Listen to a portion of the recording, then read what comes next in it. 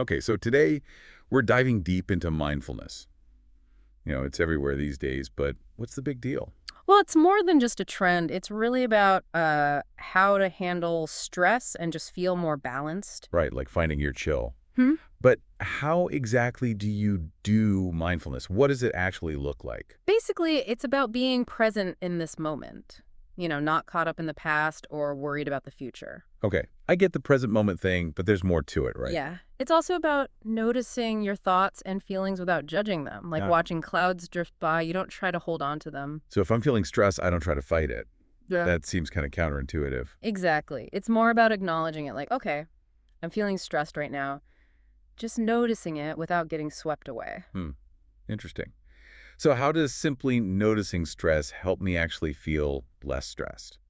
Well, think about it. A lot of stress comes from either dwelling on something that already happened or worrying about something that hasn't happened yet. Right? Yeah. That's scarily accurate. So mindfulness brings you back to the here and now, and that can actually, believe it or not, calm your nervous system down. Oh, wow. So there's actual science behind this. It's not just some new agey thing. Oh, yeah, totally. Studies have even shown that mindfulness can lower cortisol, which is, that stress hormone. Wow. Okay. So less stress hormone, more chill. Got it. Mm.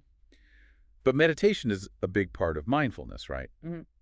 And that's not exactly everyone's cup of tea. Right, meditation is a great tool. But it's not the only one. There are actually tons of ways to practice mindfulness. Like what?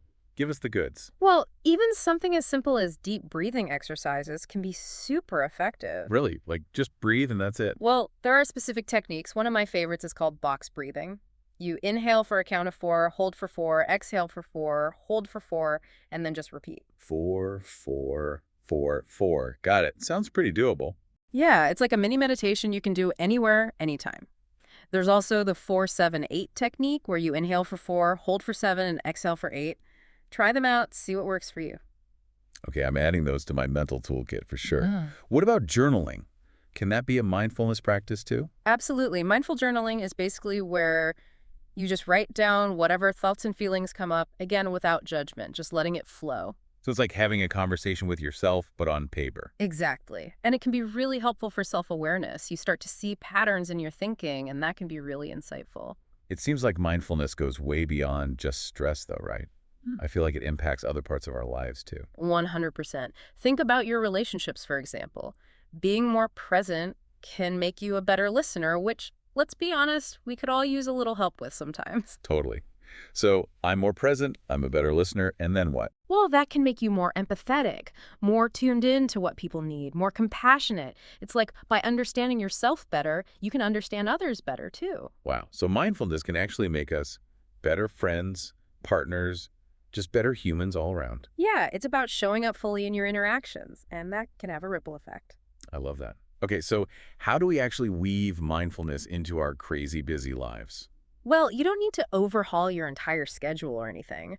Just start small. Find little moments throughout your day to just be present. Like what? Give me some examples. Well, like when you're eating, put down your phone, really taste your food, or how about in the shower? Instead of letting your mind race, just feel the water, notice the sensations, or even something as simple as walking, pay attention to each step. I love that. Just bringing more awareness to those everyday moments. Yeah, exactly. And there are tons of resources out there too, like set reminders on your phone to take a few deep breaths, or try a guided meditation app. Right. There's an app for everything these days. And don't underestimate the power of community. Like joining a mindfulness group or finding a friend to meditate with, that can be really helpful for staying motivated. Yeah, we all need a little support sometimes.